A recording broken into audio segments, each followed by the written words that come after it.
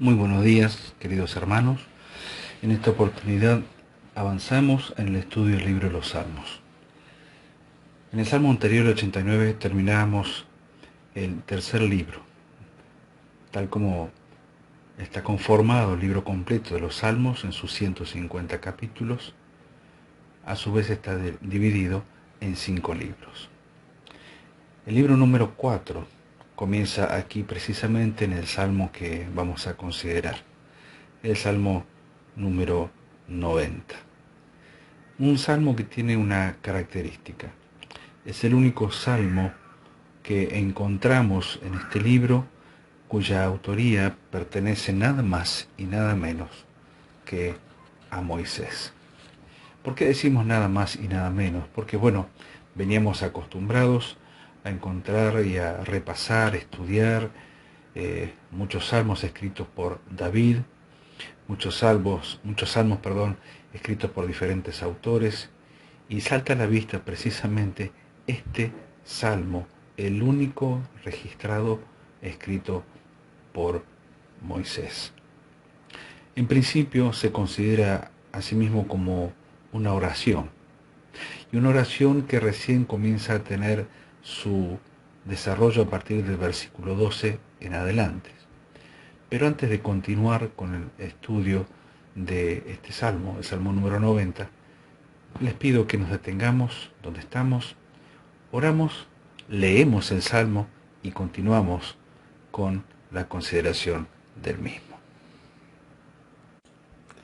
El Salmo 90 es un salmo con muchos títulos, aparte, por supuesto, del que encontramos en el inicio de este libro número 4 del libro de los Salmos.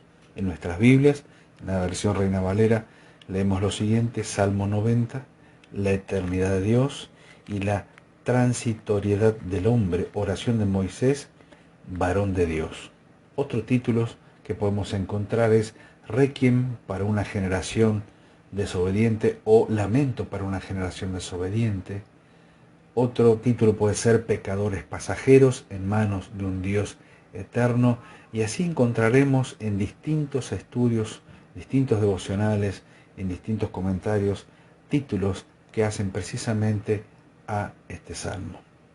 Pero lo que llama poderosamente la atención es esta gran distinción que en nuestras Biblias aparece como título: la eternidad de Dios y la pequeñez del hombre en cuanto a su tiempo. El nombre de Dios que predomina en este cuarto libro que comienza con este salmo es el nombre de Jehová. Aparece más de una vez en cada salmo, y en 2 de ellos unas 11 veces, por lo que nos da a entender precisamente la importancia que tenía para los autores el nombre de Dios. Esta oración de Moisés, varón de Dios, es nada más y nada menos que una expresión de un hombre que está llegando al final de su vida, que mira hacia atrás y que considera los triunfos y los fracasos de una generación que va a quedar en el desierto. Este salmo es uno de los más especiales en la Biblia, porque, como dijimos antes, siendo el único escrito por Moisés durante el peregrinar de Israel en el desierto, es posible que hayan sido las primeras palabras escritas por Moisés antes inclusive de comenzar la escritura del Pentateuco. En el tiempo del Éxodo, cuando Dios liberó a Israel de la esclavitud en Egipto, y ellos estaban por entrar a la tierra prometida que Dios decidió entregarles, el pueblo se rebeló contra Dios. Dudaron de su bondad, traicionaron el pacto que Dios hizo con ellos. Y muchos dijeron incluso que preferían volver a Egipto en vez de estar en la tierra prometida con Dios. Y entonces es allí donde Dios interviene con justicia y decide castigar a esta nación, haciéndolos vagar por 40 largos años en el desierto. Esto duraría hasta que toda una generación de israelitas murieron, a excepción de Josué, Caleb, 2 hombres que sí confiaron en Dios. Y entonces una nueva generación nacida en el desierto sí entraría en la tierra prometida y renovaría su compromiso con Dios. Tratemos de imaginar la vida que Moisés experimentó durante esos años en el desierto. Imaginemos a este hombre viendo morir todos los días a personas del pueblo día tras día, mientras vagaban bajo el sol de un lugar a otro. Cada muerte, cada fallecimiento era un recordatorio del juicio de Dios, y Moisés sabía que pronto también llegaría su turno. Es en ese contexto que Moisés escribe un salmo que contrasta la eternidad de Dios, aquello que no podemos medir ni imaginar en cuanto a aquella existencia que excede al tiempo tal como lo conocemos en nuestra tierra, nuestro planeta. Y ese contraste se hace precisamente con lo cortito, con lo pasajero, con lo frágil del ser humano. Pocos pasajes de la Biblia presentan este contraste de manera tan fuerte. Sin embargo, a pesar de ser un salmo de lamento por nuestra condición mortal, también nos habla del consuelo que tenemos en Dios y resulta ser una oración también apropiada para los tiempos de crisis. En este salmo encontramos 4 verdades principales que necesitamos recordar y que nos ayuda a vivir en una vida de esperanza. En primer lugar, Dios es un refugio eterno. Los versículos 1 y 2 son maravillosos, porque Moisés inicia reconociendo quién es Dios, y él dice: tú eres el refugio eterno del pueblo. Cuando todas las cosas en esta vida van y vienen, cuando la muerte nos afecta de cerca, cuando la enfermedad nos trae dolor, cuando las crisis parecen no tener solución y se sienten como largos años en el desierto, Dios permanece como un refugio seguro en medio de nuestra propia fragilidad y temporalidad humana. Antes de que existiera todo lo que conocemos, Él ya era el Dios que puede sostenernos en todo tiempo. Y luego de que todo en el mundo termine de pasar, Él seguirá siendo tal y como es. Solo en el Dios soberano y eterno podemos hallar nuestro hogar, donde podemos estar seguros y en paz. En segundo lugar, nos encontramos, versículos 3 al 6, que los seres humanos somos pasajeros. Él dice: haces que el hombre vuelva a ser polvo, y dice: vuelvan hijos de los hombres, porque 1000 años ante tus ojos son como el día de ayer que ya pasó, y como una vigilia de la noche. Esta expresión, como 1000 años, como el día que ya pasó, evidentemente es la escritura hacia la cual miró Pedro en su segunda carta, al hablar acerca de que los años o la actividad y la actitud de Dios en cuanto al tiempo de los hombres no se puede medir, porque para Dios un día es como 1000 años y 1000 años como un día. Y me llamaba poderosamente la atención como inclusive hace aún más cortita la comparación al decir que 1000 años son como una vigilia de la noche, cuando en aquel tiempo el tiempo de la noche se calculaba en vigilias y cada vigilia constaba de 4 horas. Si nos asombraba la comparación, un día es como 1000 años, cuánto más nos asombra la comparación para decir que 4 horas de nuestra noche son como 1000 años de Dios. Mientras Dios, que no tiene comienzo ni final, nosotros sí tenemos un comienzo y un final en este mundo. Dios hace que el ser humano vuelva al polvo.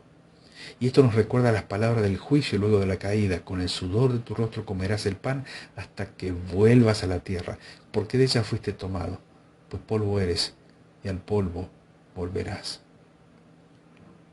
La muerte nos borra de este mundo como un río torrencial que se lleva un arbusto. Somos como una hierba que en la mañana empieza a reverdecer, pero para la tarde está marchita y seca. La imagen que Moisés presenta de Dios es que para él 1000 años serían como un solo día. Y esta es una forma poética de decir que toda tu vida, toda mi vida en la tierra, es un abrir y cerrar de ojos a la luz de la eternidad de Dios. ¿Hemos pensado en cómo esto cambia nuestra perspectiva de la vida? Nuestro pecado, nuestro ego pecaminoso, nos lleva a actuar como si fuéramos importantes y más grandes de lo que somos.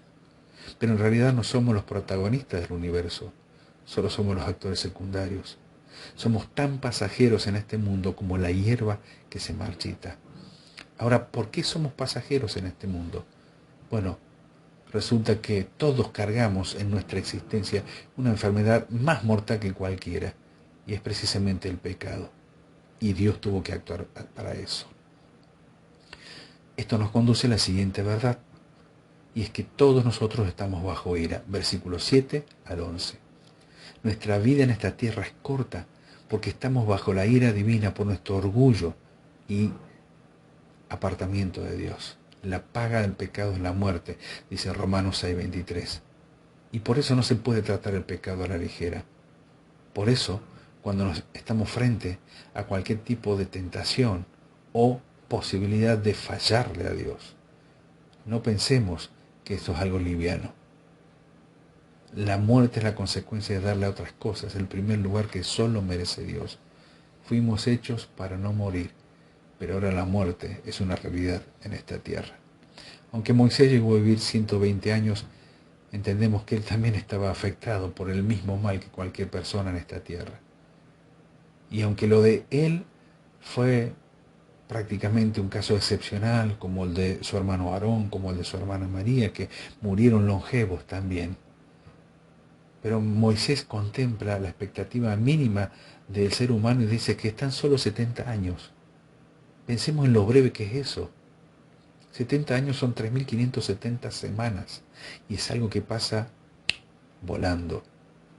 Moisés pregunta, ¿quién conoce el poder de tu ira y tu furor conforme al temor que se debe a ti? Si queremos ver la vida de una perspectiva correcta, necesitamos sin duda cultivar nosotros el temor a Dios, y eso nos hace contemplar desde este lugar, temerosos ante un Dios grande y eterno que tiene todo el poder sobre nuestra vida. ¿No deberíamos estar asombrados ante Dios, honrarlo y obedecerlo? Por último, a partir del versículo 13 al 17 nos encontramos con palabras maravillosas, en donde Moisés hace algunas preguntas interesantes. Vuelve, Señor, vuelve. ¿Hasta cuándo? ¿Hasta cuándo? ¿Hasta cuándo? Una de las cosas más asombrosas desde Génesis, donde leemos la caída de Adán y el castigo de Dios, es que Dios le había dicho a Adán que el día en que él pecara iba a morir. Pero luego que Adán y Eva pecaron, aunque experimentaron muerte espiritual al ver rota su relación con Dios, ellos no murieron físicamente ese día. Vivieron otro día más, y otro, y otro, y otro, y Adán vivió 930 años. ¿Cómo era esto posible ser un pecador?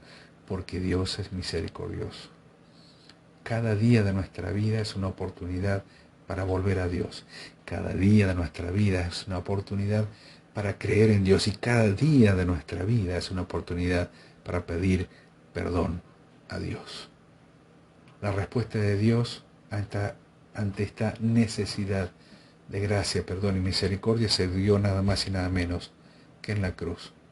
Porque fue en la cruz donde Dios entregó a su propio Hijo para que tomara la muerte que nos correspondía a nosotros, para ya no ser más condenados. Aunque muramos en este mundo, 40, 50, 60, 70, 80, 90 o alguien más en cantidad de años, sí tenemos que entender que como hijos de Dios, la muerte no tiene la última palabra sobre nosotros. Sí, somos frágiles y temporales, pero hemos recibido la promesa de la vida eterna por fe. Somos llamados a dejar el pecado y a aferrarnos a la misericordia de Dios que se nos muestra en el Señor Jesucristo. Él promete ser nuestro refugio eterno para siempre. Él también promete hacer que nuestra vida valga la pena aquí en los años que nos toquen vivirlos. Entonces, esta es la expectativa gloriosa que tenemos. Y fíjense, tal es así la expectativa que Moisés tenía, a pesar de que se detuvo y miró hacia atrás y contempló esa larga generación de hombres y mujeres que murieron, que aún así y todo, él dice lo siguiente en el versículo 17, sea la luz de Jehová nuestro Dios sobre nosotros. Algunas otras expresiones al hablar acerca de este versículo, dice, sea el amor de Dios sobre nosotros, sea la hermosura sobre nosotros, dice otra versión, sea la dulzura sobre nosotros. Aquí Moisés de lo que está hablando es acerca de la gracia que él necesita para seguir viviendo el tiempo que Dios le permita vivir. Y está mirando hacia adelante, hacia la generación que iba a cruzar aquel río. Y pide a Dios que la obra de sus manos sea confirmada de ahí en adelante. Nuestra vida en esta tierra se va a terminar. Cada uno de aquellos que formamos parte de este tiempo, sabemos que nos pueden quedar una X cantidad de años de acuerdo a nuestros cálculos. Dios tiene siempre la última palabra. El punto está en cómo lo utilizamos. Y si en definitiva, al mirar hacia atrás, contemplar a aquellos que ya se han adelantado, mirar todo lo que hicimos en nuestra vida, mirar la forma en que Dios actuó con nosotros para nuestro bien, a pesar de nosotros mismos, muchas veces, quizás tengamos que expresar las palabras del versículo 17. Señor, que la luz tuya sea sobre cada uno de nosotros, y mirando hacia el futuro, sobre nuestros hijos, sobre nuestros nietos, sobre todos aquellos que van a llegar después cuando ya no estemos, oramos por ellos para que la obra que hagamos hoy se confirme en sus vidas el día de mañana. Que el Señor bendiga su palabra en este día y miremos este tiempo que nos toca vivir a la luz de la eternidad en la cual Dios permanece. Que el Señor los bendiga.